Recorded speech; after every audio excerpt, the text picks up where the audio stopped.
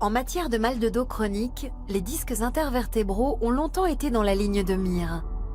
Mais depuis quelques années, le regard se tourne de plus en plus vers les fascias.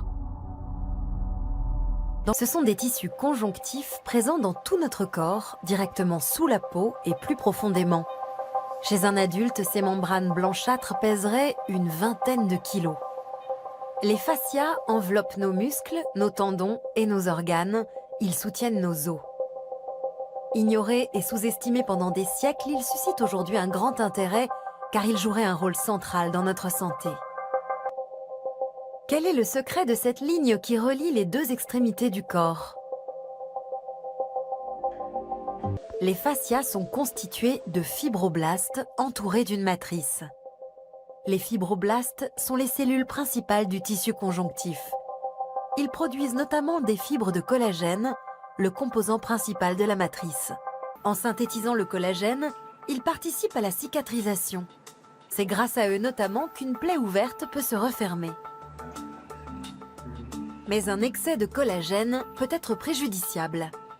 Les deux chercheurs allemands ont constaté que le tissu conjonctif d'un bras plâtré après une blessure se modifiait. Leur étude montre l'importance de l'activité physique pour nos fascias. Après 3 semaines de plâtre et d'immobilisation, on voit que le tissu commence à proliférer. L'image A, à gauche, montre un tissu conjonctif sain et intact avant que le bras soit plâtré. L'image B a été prise après 3 semaines de plâtre. La transformation est manifeste.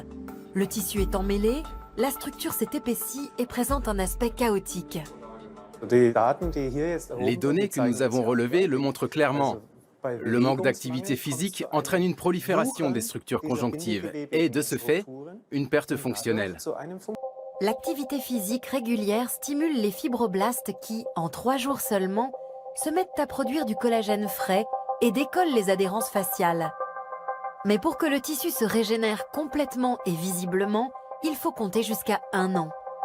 L'activité physique est salutaire, mais encore faut-il savoir la doser. La sédentarité et les mauvaises postures peuvent enraidir les fascias au point que les nerfs et les muscles finissent par se coincer. Généralement, quand un patient se présente avec des douleurs de dos chroniques, on effectue une radio ou une IRM de sa colonne vertébrale, car on suppose que la douleur vient de là. Or, chez nombre de ces patients, les résultats sont normaux. À l'inverse, de nombreux patients avec une IRM catastrophique, avec des disques abîmés, ne souffrent d'aucune douleur. Alors nous nous sommes dit, et si c'était le fascia thoracolombaire? C'est la grande structure du dos qui relie les épaules aux hanches. C'est une large bande de tissu conjonctif. Mais en dehors des mauvaises postures et du manque d'exercice, qu'est-ce qui provoque nos maladies? En étudiant la relation entre mouvement, étirement et problèmes de dos, le professeur Langevin ouvre des perspectives de guérison nouvelles. Robert Schleip aussi poursuit ses recherches. Dans cette expérience, il tend des fragments de fascia dans un dispositif. Il s'agit, pourrait-on dire, de fascias vivants auxquels nous administrons diverses substances de signalisation cellulaire, notamment celles qui sont actives lors de la cicatrisation. Puis nous observons dans quelle mesure les fascias peuvent se contracter seuls, indépendamment des muscles et des nerfs. Et les résultats obtenus sont étonnants. De fait, en réponse aux substances de signalisation cellulaire, les fascias se contractent visiblement.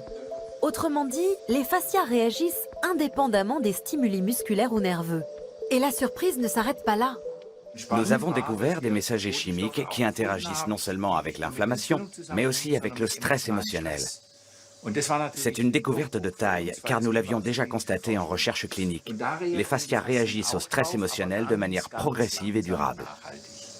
Les fascias sont le siège d'innombrables récepteurs de la douleur. Cela fait du tissu conjonctif l'un des organes de la perception parmi les plus sensibles. Les preuves scientifiques sont formelles. Comme Robert Schleip, le professeur Menze et son équipe supposent que le stress influence directement le tissu des fascias. En jeu dans ce mécanisme, le système nerveux sympathique qui fait partie du système nerveux autonome. Depuis le cerveau et la moelle épinière, il se distribue à presque tous les organes. Nous ne pouvons pas le contrôler volontairement.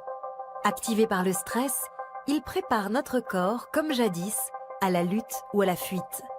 Pouls qui s'accélère, mains moites, voix qui tremblent. Si l'étirement peut faire diminuer les fibroses et les inflammations, il est naturel de se demander s'il ne pourrait pas réduire le développement du cancer. C'est l'une de nos pistes de recherche.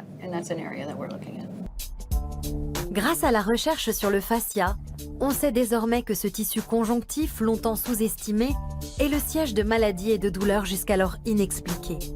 Mais on sait aussi qu'il constitue une source potentielle de guérison.